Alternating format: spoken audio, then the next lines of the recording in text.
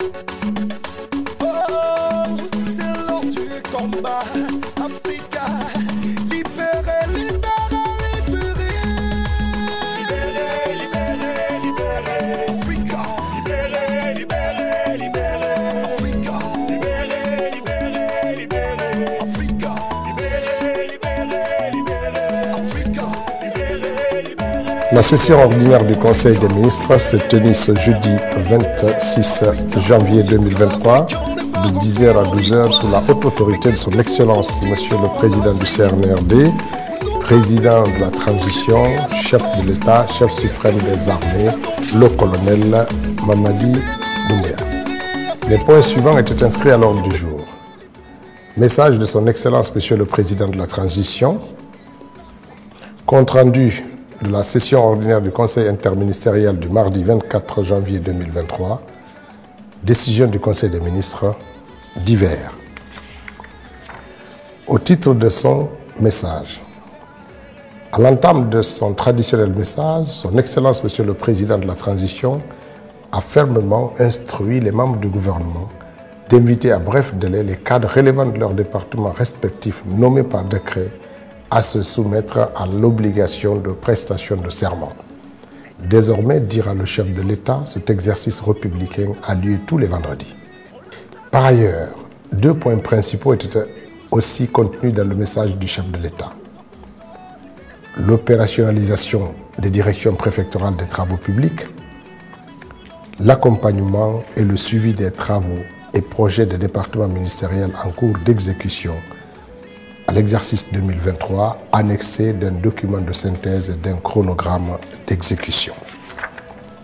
Sur le premier point, le président de la transition a invité le Premier ministre, les ministres des Transports, des Infrastructures et des Travaux publics, celui de l'économie et des finances, ainsi que celui du budget, à lui soumettre dans les meilleurs délais un plan d'équipement et de relance des directions préfectorales des travaux publics.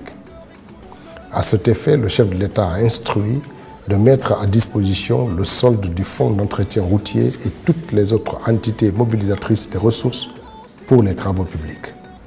Le chef de l'État ambitionne de mieux équiper les préfectures du pays en responsabilisant, bien entendu, les préfets à cet effet.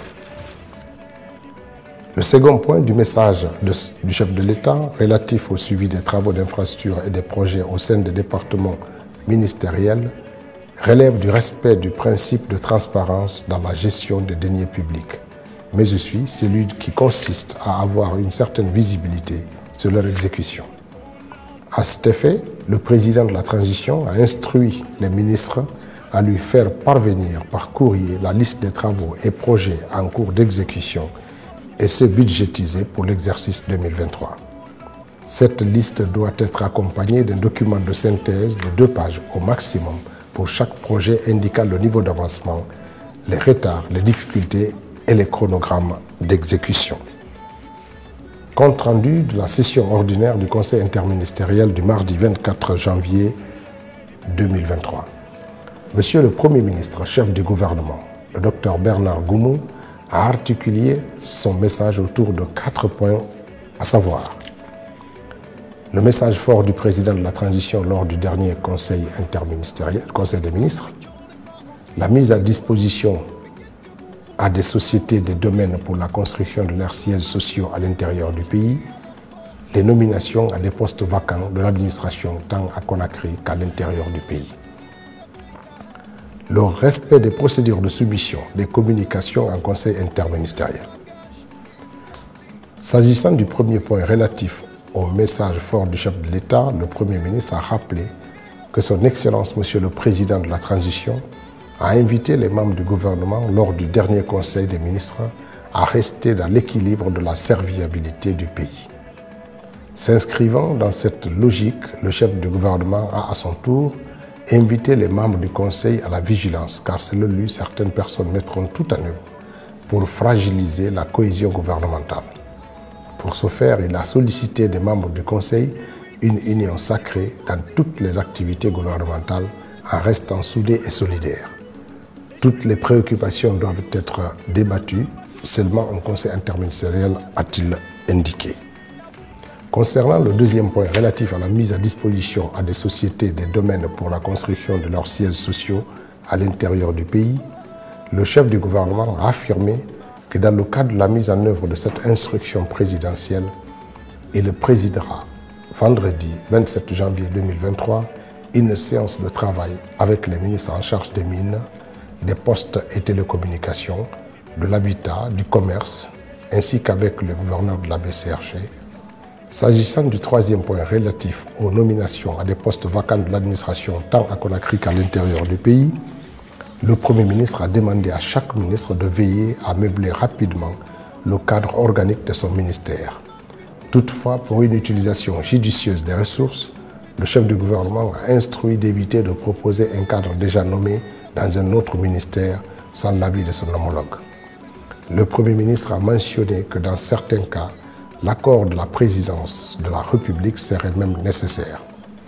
Pour des démissions annoncées dans certains départements, le chef du gouvernement a instruit les ministres concernés de lui faire une proposition de nomination des cadres pour les remplacer immédiatement.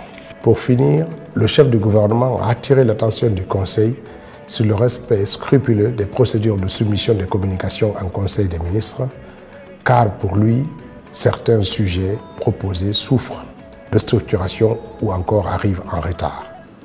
À ce sujet, il a instruit le ministre secrétaire général du gouvernement de préparer une présentation sur la nature ou les catégories de sujets à présenter, la structuration des communications à envoyer au Conseil, le canevas de rédaction d'une communication de qualité, les délais de soumission à l'issue de ce travail. Le Premier ministre a affirmé qu'il mettra une copie de la communication de M. le ministre secrétaire général du gouvernement à la disposition des membres du Conseil afin qu'ils puissent s'imprégner du contenu.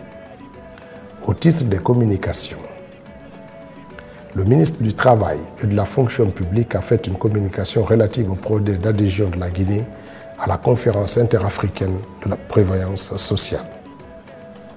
Le ministre de la Culture, du Tourisme et de l'Artisanat a fait une communication relative à la révision de la loi L98/016 Assemblée nationale du 17 juin 1998 portant code de l'artisanat. Le ministre de la Jeunesse et des Sports a fait une communication relative aux contraintes techniques liées à l'homologation du stade général Lansana Conté de Nongo, devant abriter les matchs des éliminatoires pour la CAN 2023. Au titre des décisions, Monsieur le ministre du Travail et de la Fonction publique, sur la communication relative au projet d'adhésion de la Guinée à la conférence interafricaine de la prévoyance sociale, le Conseil a instruit au ministre de prendre attache avec le secrétaire général du gouvernement pour des dispositions idoines à prendre. Le ministère de la Culture, du Tourisme et de l'Artisanat, communication relative à la révision du code de l'artisanat. Le Conseil a invité le ministre de prendre attache avec le secrétaire général du gouvernement pour dispositions idoines à prendre. Ministère de la Jeunesse et des Sports, sur la communication relative aux contraintes techniques liées à l'approbation du stade général Lansana Conté de Nongo devant abriter les éliminatoires de la CAN 2023 en Côte d'Ivoire entre le Sili national de Guinée et l'Éthiopie le 20 mars 2023. Le Conseil a donné instruction à l'administration du contrôle des grands projets de faire une étude de mise à jour pour la validation du montant, au secrétariat général du gouvernement de se procurer de la copie de la convention pour donner son avis juridique sur la résiliation ou non de cette convention. À l'État de mettre en œuvre pour finaliser les travaux du stade général Lansana Conté de Nongo pour la tenue du match Guinée-Éthiopie et d'homologuer les deux stades de Conakry aux normes de la CAF et de la FIFA. Au titre des divers, le ministre de la Culture, du Tourisme et de l'Artisanat a informé de son séjour de 3 jours dans la ville de Kéféren, au centre du Sénégal, à l'occasion du Festival national des arts et cultures du Sénégal. Le ministre de la Santé et de l'Hygiène publique a rassuré le Conseil d'avoir pris toutes les dispositions pour la maîtrise du Covid-19, conformément au rapport du comité scientifique de son département. Le ministre secrétaire général des Affaires religieuses a fait le compte-rendu de sa mission en Arabie Saoudite, au cours de laquelle a été accordée à la Guinée la possibilité d'envoyer 10 000 pèlerins cette année et la suppression de l'exigence liée à l'âge. La ministre de l'Information et de la Communication a rappelé aux membres du gouvernement l'urgence de réagir à la note circulaire qu'elle a adressée relative à la désignation de 2 EPA ou sociétés publiques par département pour le passage à la RTG dans le cadre de la réédition des comptes. Le ministre de la Jeunesse et des Sports a informé le Conseil que la Guinée a participé au championnat panafricain de football scolaire, zone 2, à Praia, au Cap-Vert, composé de 9 pays. À l'issue de ce tournoi, notre pays a bénéficié des distinctions suivantes. La première place du tournoi masculin occupée par le groupe scolaire Ben Sekou Sylla de Koya. La troisième place au tournoi féminin occupé par le collège Fodé Fissa de Kindia. Le meilleur joueur du tournoi masculin reçu par M. Amara Keita. La ministre du Plan et de la Coopération internationale a informé le Conseil avoir présidé le mardi 24 janvier 2023 la cérémonie de remise des dons d'équipement à des départements qui est en charge de la mise en œuvre du projet régional d'autonomisation des femmes et dividendes démographiques au Sahel.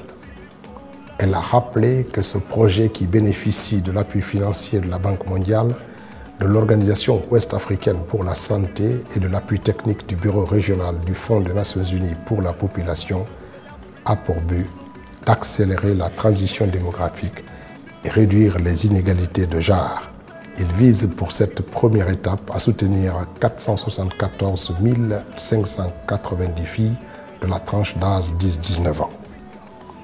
Le ministre du Travail et de la Fonction publique a informé le Conseil qu'entre 2017 et 2021, de nombreux agents ont été massivement engagés à la fonction publique sans respect des dispositions de la loi 027 portant statut général des agents de l'État qui dispose clairement à l'article 17 que le mode d'accès aux emplois de la fonction publique est le concours, causant ainsi des impacts assez significatifs sur le budget et le fonctionnement normal de l'appareil étatique.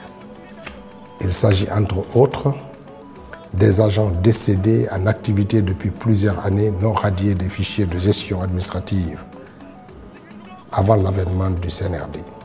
Des milliers d'agents admis à faire valoir leurs droits à la retraite depuis des années, jamais mis à la retraite avant l'avènement du CNRD. Des centaines d'agents en cumul de fonctions exerçant au privé, non mis en position de disponibilité, donc restés dans le fichier général des agents de l'État et payés à la fonction publique. Des centaines d'agents vivant à l'étranger mais maintenus dans le fichier général des agents de l'État et payés à la fin de chaque mois au compte de la fonction publique. Les conséquences sont entre autres les effectifs pléthoriques et une masse salariale disproportionnée, l'existence de nombreux stagiaires et agents contractuels, les agents en surnombre à Conakry et environ, Koya, Dubreka, Forêt-Karia et Kindia, alors que les autres préfectures sont en manque criard de ressources humaines.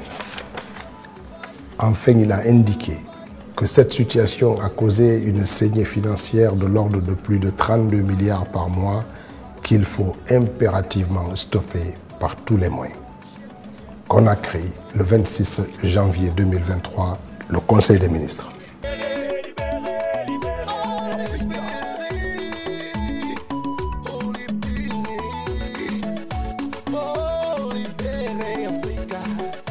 On en a marre de tout ça.